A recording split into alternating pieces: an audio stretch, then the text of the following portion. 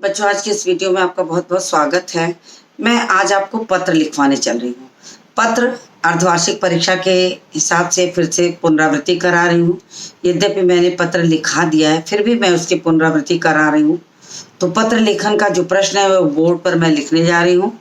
फिर उसके बाद मैं उसको फॉर्मेट की तरह समझाऊंगी और फिर उसके बाद लिखवाऊंगी। तो सबसे पहले प्रश्न उतारिए।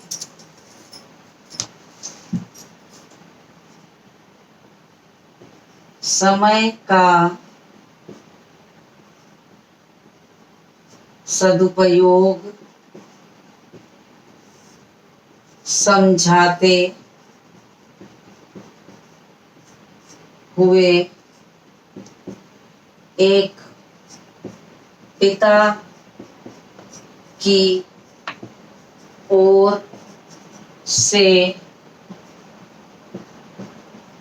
पुत्र को पत्र लिखें। ये आपका प्रश्न है। अब इस प्रश्न में क्या कहा गया वो मैं आपको समझा दूं। प्रश्न में ये कहा गया है कि एक पिता अपने पुत्र को पत्र लिख रहा है और उसको ये समझा रहा है कि समय की महत्ता को समझो, समय का सदुपयोग करना सीखो। समय का सदुपयोग करने का मतलब कि तुम अपना समय बर्बाद मत करो, तुम अच्छी तरीके से पढ़ाई करो, समय पर उठो, समय पर पढ़ाई करो, समय पर खाना खाओ। समय का सदुपयोग करने वाले बच्चे जो होते हैं बहुत आगे निकलते हैं। इस तरह की चीजों को एक पिता अपने पुत्र को समझा रहा, वही हमें यहाँ पर पत्र में लिखना है। तो मैं वो आपको लिखवाऊंगी, मगर आप तब तक ये प्रश्न उतार लीजिए और फिर मैं इसको रब करूंगी, ऊपर से शुरू करूंगी। तो सबसे पहले आपको पूरा फॉर्मेट समझाऊंगी, फिर उसके बाद पत्र लिखूंगी। तो आपने उम्मीद है कि प्रश्न उतार लिया होगा। तो मैं यहीं से शुरू कर देती हूँ ताकि प्रश्न में संभावना न रहे। तो ये समझ लीजिए आपकी कॉपी का पेज है। अब आपको सबसे पहले अपना पता लिखना होगा। तो पता काल्पनिक बनाइए, बिल्कुल संक्षिप्त सा बनाइए और लिखिए D12/44 रामनगर वाराणसी। और उसके बाद आप यहाँ पूर्ण विराम लगाइए। सबसे पहले आप पता लिखेंगे। पता लिखने के बाद आप यहाँ पर एक लाइन का गैप देंगे। फिर उसके बाद यहाँ पर तारीख डालेंगे जिस दिन आप पत्र लिख रहे हैं। तो आप आज की तारीख डाल लीजिए 15/9/2021। कोशिश ये करिए कि आपकी सारी चीजें एक सीध में आए। उसके बाद आप फिर एक लाइन का गैप दीजिए और गैप देने के बाद चूंकि पिता अपने पुत्र को लिख रहा है तो प्रिय पुत्र, प्रिय पुत्र, पुत्र कोई भी हो सकता है, राम मोहन सीता, जो भी आप यहाँ लिखना चाहें वो आप नाम डालते हैं, नहीं तो प्रिय पुत्र। तो पिता हमेशा आशीर्वाद देगा, तो सदा खुश रहो। अब उसके बाद आपको आशीर्वाद देने का पत्र शुरू करना है। तो आप ऐसे लिखेंगे कि पिता को बेटे का रिजल्ट, उसका पत्र मिला जिससे ये पता लगा कि वो पढ़ाई लिखाई नहीं करा, समय का महत्व तो नहीं समझ रहा, तो उसी को समझाने के लिए पिता लिख रहा, सदा खुश रहो। तुम्हारा पत्र मिला, हाल चाल ज्ञात हुआ। ज्ञात हुआ मतलब पता चला।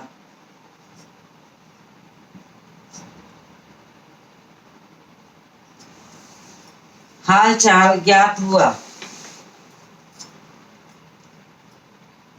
परंतु तुम्हारे परीक्षा परिणाम को जानकर मुझे दुख हुआ।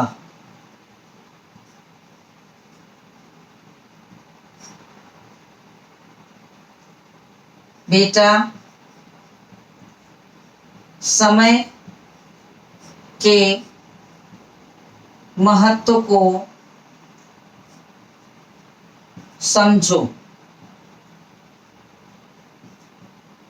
अगर उचित समय पर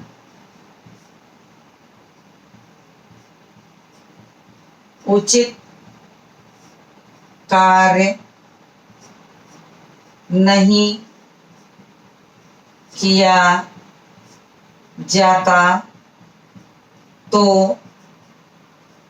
उसका परिणाम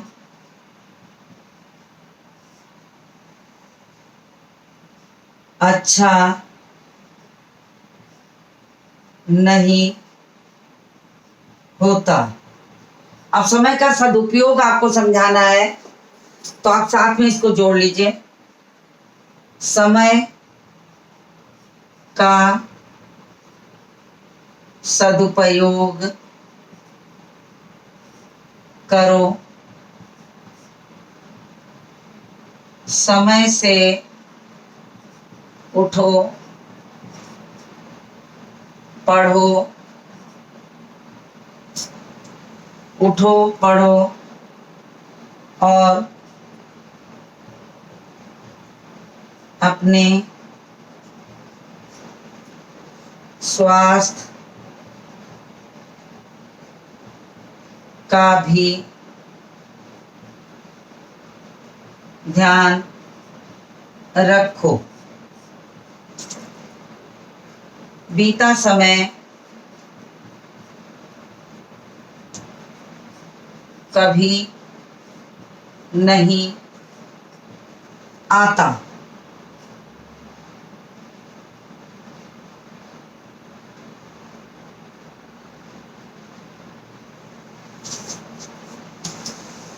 बीता समय कभी नहीं आता, इसलिए समय को अनदेखा न करो।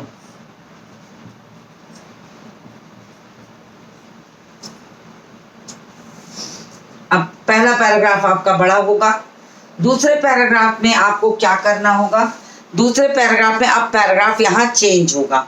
जब पैराग्राफ चेंज होता है तो आपको यहाँ किसी भी लाइन का गैप नहीं देना होगा। पहले पैराग्राफ को आप बड़ा लिखेंगे, सारा हाल चाल देंगे। अब दूसरे पैराग्राफ को आप छोटा लिखेंगे, इससे छोटा, यानी 2 से 3 लाइन, और पत्र को अंत में खत्म करेंगे। चूंकि पत्र को खत्म करने के लिए मुझे नीचे लिखना पड़ेगा जो आपको दिखाई नहीं देगा, तो मैं इसको, आपको स्क्रीनशॉट ले लीजिएगा, मैं इसको रब करके अगले पैराग्राफ को यहीं फिर से लिखूंगी। तो आप इतना करिए, स्क्रीनशॉट लेते चलिए। तो उस पिता ने कहा, इसलिए समय को अनदेखा न करो। अंत में अब आप क्या करिए कि जहां तक प्रिय पुत्र लिखा है वहां तक आ जाइए। समझ लीजिए कि ये खुश रहो यहां तक, तो यहां से शुरू करिए। अंत में मैं बस इतना ही कहूंगा। अंत में मैं बस इतना ही कहूंगा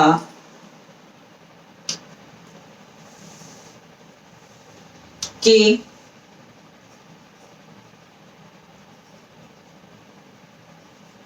समय मत गंवाओ।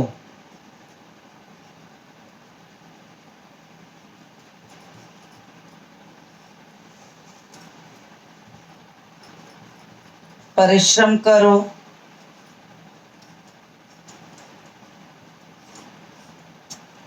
ताकि भविष्य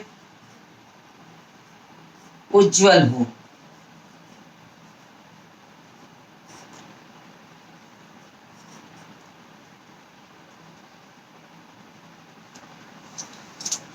अब सेकंड पैराग्राफ बहुत छोटा होता है, तो सेकंड पैराग्राफ को मैंने सिर्फ 2 लाइन लिखा।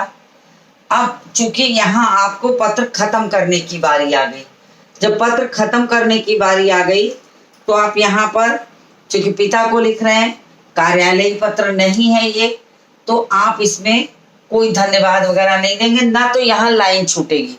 ध्यान रखिएगा कि यहाँ कोई लाइन भी नहीं छूटेगी और आपको कुछ आगे पिता को धन्यवाद या पिता पुत्र को लिख रहा तो कुछ नहीं होगा, तो भविष्य उज्जवल हो। अब यहाँ पर सीधे बिना लाइन का गैप दिए तुम्हारा पिता, अब चाहे तो दस्तखत कर दें या क ख ग, बस ये आपका हो गया एक पत्र कि समय का सदुपयोग समझाते हुए एक पिता की ओर से पुत्र को पत्र लिखें। तो एक पिता ने पुत्र को पत्र लिखा है, तो सबसे पहले आप अपनी इस चीज के लिए ध्यान रखिएगा कि जितना बड़ा आपका कॉपी का पेज हो, उस पेज का 1/4, यानी कि अगर आपका पेज ये हिस्सा है तो आप उसको ऐसे आधा कर दीजिए, फिर उसका आधा कर लीजिए, तो जितना हिस्सा आता है उतने में आप एड्रेस के लिए बनाइए। एक अनुमानित मैं आपको समझा रही हूँ, एक अनुमानित समझा रही हूँ कि जिससे आपको आसानी से समझ में आ जाए। कॉपी का 1/4 आप एड्रेस के लिए ले लीजिए। ये याद रखिएगा कि जब आपका शहर आ जाए तो वहां पूर्ण विराम जरूर लगेगा, पूर्ण विराम होना चाहिए, इस चीज का ध्यान रखिए। और कभी भी जैसे मोहल्ले को ऊपर और मकान नंबर को नीचे में, पहले मकान नंबर लिखिए, फिर मोहल्ला लिखिए, फिर शहर लिखिए, उसके बाद पूर्ण विराम। इसमें उत्तर प्रदेश या पिन कोड नंबर या ऐसी वैसी चीजें आप ना लिखें, क्योंकि जितना लिखेंगे उतना आपका पत्र आगे बढ़ता जाएगा, तो फॉर्मेट यानी प्रारूप की गलतियां हो जाएंगी और ऐसे में आपको पूरे नंबर नहीं मिलेंगे। फिर उसके बाद आप ये जो मैंने क्रॉस बनाया है यानी कि एक लाइन का गैप। अब आ गई बारी डेट की, तो देखिए डेट जो है आपकी कॉपी की लाइन ऐसे होती है, ध्यान दीजिएगा कि आपकी कॉपी की लाइन ऐसे होती है और डेट आपको डालनी है, तो हमेशा ये याद रखिएगा ऊपर की ओर ही डेट डालिए। क्यों? क्योंकि आप लाइन हिंदी हमेशा ऊपरी शिरोरेखा पर लिखी जाती है। अगर आप यहाँ पर कुछ लिखते हुए मान लीजिए यहाँ लाइन पे डाल देंगे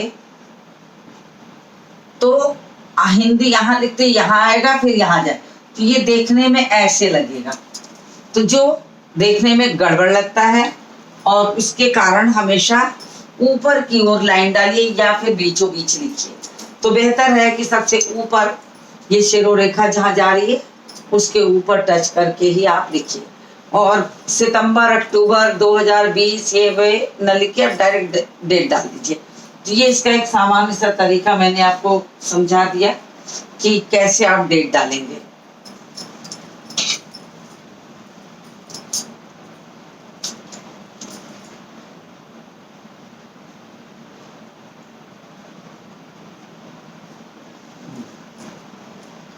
उसके बाद जितना आपका लाइन का गैप ऊपर होगा ठीक उतना ही बराबर नीचे आएगा। यानी कि आपको पूरे पत्र में बस ये ध्यान रखना होगा कि पता सबसे ऊपर, और पता जब भी ऊपर लिखा जाएगा तो उसके जस्ट नीचे एक लाइन का गैप देकर, यानी डेट के ऊपर और डेट के नीचे दोनों ओर एक एक लाइन का गैप होगा। जैसे कि मैंने ये निशान लगा देती हूँ ताकि आपको दिखाई दे। ये देखिए बीच में डेट आ रही है और ऊपर और नीचे लाइन का गैप है। बाकी पत्र में कहीं कोई लाइन का गैप नहीं होता है, ये ध्यान में रखकर चलिए, तो ताकि आपको ये याद रहे कि और कहीं गैप नहीं होता है। तो इसको आप एक लाइन का गैप मान लीजिएगा जहां मैंने क्रॉस लगाया है। फिर आपका जैसा जिसकी ओर से लिखना है, अगर पिता अपने बेटे को लिख रहा है तो प्रिय पुत्र है, अगर बेटा अपने पिता को लिखता तो आदरणीय पिताजी हो जाता। जो रिस्पेक्टेड चीजें होती हैं वो लिखी जाती हैं। उसके बाद पिता अपने पुत्र को आशीर्वाद देगा, सदा खुश रहो। अब उसके बाद पूरा पत्र का बॉडी आ गई कि अपने पत्र में आपको क्या लिखना है। समय का सदुपयोग बताने के लिए आप पिता लिख रहा है अपने बेटे को पत्र, तो आप लिखेंगे तुम्हारा पत्र मिला, हाल चाल ज्ञात हुआ, परंतु तुम्हारे परीक्षा परिणाम को जानकर मुझे दुख हुआ। मतलब आप अपनी बात को जब पत्र में लिखने चल रहे हैं तो डायरेक्ट सीधे उसी पे नहीं आ जाएंगे। पहले आप 1 से 2 लाइनों में साधारण बातचीत करेंगे, जैसा कि सामान्य पत्रों में होता है। तो सामान्य पत्रों में होता है तो आप उसमें साधारण से पूछ सकते हैं, आप हालचाल पूछ सकते हैं, तुम कैसे हो, तुम्हारी पढ़ाई ठीक चल रही है, खाना समय पर खाते हो कि नहीं, कोई परेशानी तो नहीं है, पैसों की आवश्यकता, कुछ भी लिख सकते हैं। लेकिन मैंने बिल्कुल, चूंकि समय का सदुपयोग था, तो मैंने क्या किया कि बिल्कुल संक्षेप में लिखवाने के लिए बहुत विस्तृत। और ये ध्यान रखिए, पत्र को न तो आप इतना विस्तृत करिए और न इतना संक्षिप्त करिए कि वो छोटा दिखाई दे। मतलब पहले पैराग्राफ को 4 से 5 लाइन और दूसरे पैराग्राफ को सिर्फ 2-2.5 लाइन में ही खत्म कर दीजिए। तो आपका पत्र जो है बिल्कुल लंबाई चौड़ाई से बिल्कुल सही होगा, न बहुत विस्तृत। जितनी विस्तृत करते जाएंगे उतनी गलतियां करेंगे। तो आपका यहां से शुरू हो जाएगा, तुम्हारा पत्र मिला, हाल चाल ज्ञात हुआ, परंतु तुम्हारे परीक्षा परिणाम को जानकर मुझे दुख हुआ। बेटा, समय के महत्व को समझो। अगर उचित समय पर उचित कार्य नहीं किया जाता, उचित समय पर उचित कार्य नहीं किया जाता तो परिणाम अच्छा नहीं होता। मतलब पिता अपने बेटे को समझा रहा कि अगर तुम समय को के महत्व को समझ सकते हो तो सही समय पर सही काम करो, तो तुम्हारे जो सही समय पे किए गए कार्य का परिणाम भी अच्छा होगा। तो इसलिए क्या, उचित समय पर उचित कार्य नहीं किया जाता तो उसका परिणाम अच्छा नहीं होता। समय का सदुपयोग करो। अब चूंकि पत्र में समय का सदुपयोग आया है तो मैंने उसको आपको सदुपयोग, यानी सदुपयोग शब्द का मतलब था अच्छा उपयोग। ये शब्द है सद और उपयोग, यानी अच्छा उपयोग करें। सद मतलब अच्छा उपयोग, सही और अच्छा उपयोग करेंगे तो सदुपयोग। ऐसा नहीं कि समय उल्टा आप उसका विलोम समझ जाइए खराब करने के अर्थ में। तो समय का सदुपयोग करो, समय से उठो, पढ़ो और अपने स्वास्थ्य का भी ध्यान रखो। फिर पिता समझाता है कि बीता समय कभी नहीं आता, क्योंकि आपको जोर देना है समय के सदुपयोग पर। तो चूंकि एक पिता लिख रहा है अपने पुत्र को, तो निश्चित ही कुछ ऐसी बातें जरूर बताएगा कि बेटा उससे प्रभावित हो और सही तरीके से लिखे। तो बीता समय कभी नहीं आता, इसलिए समय को अनदेखा ना करो। अब पिता समझाता है कि समय को अनदेखा ना करो। फिर आप पैराग्राफ को अनावश्यक विस्तार देंगे तो आपकी गलतियां ज्यादा होंगी, फिर आपको दिक्कतें आएंगी। उसके बाद पैराग्राफ बदल। अब आपका पैराग्राफ बदलते समय यहाँ कोई लाइन का गैप नहीं छूटा है। अगर लाइन का गैप होता तो मैं यहाँ पर क्रॉस, ऐसे क्रॉस जरूर बनाती। तो इसलिए यहाँ पर कोई लाइन का गैप नहीं है। आप इसको उतारते समय ध्यान पूर्वक उतारिएगा कि ताकि यहाँ पर कोई भी लाइन का गैप नहीं है। अब पैराग्राफ में शुरुआत में कितनी जगह छोड़नी है वो आप इससे जोड़ लीजिए। जैसे सदा खुश रहो तो आप यहाँ से ले सकते थे, लेकिन खुश तक ले लीजिए तो एकदम सही उचित लग रहा है। देखिए इतनी दूरी यहाँ से ले लेंगे तो एकदम सही है। अंत में मैं बस इतना ही कहूँगा कि समय मत गंवाओ, परिश्रम करो ताकि भविष्य उज्जवल हो। तुम्हारा पिता क ख ग। तो देखिए ये पत्र आपको हो गया। तो ये बिल्कुल सही फॉर्मेट में, सही लंबाई चौड़ाई में आपको मैंने पत्र बताया है। अब इसी पत्र के आधार पर आपके व्याकरण की पुस्तक में अगर कोई पत्र है तो आप उसको भी करिए। आप इसका स्क्रीनशॉट लीजिए।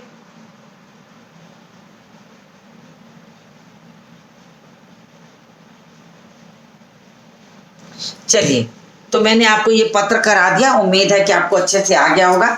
अभ्यास करना अब आपका काम है। इस तरह के जितने भी पत्र हैं वो सारे इसी पैटर्न पे लिखे जाते हैं। तो मुझे उम्मीद है कि आपको समझ में आ गया होगा। इसी के साथ इस वीडियो को समाप्त करती हूँ और मिलती हूँ आपसे अगले वीडियो में।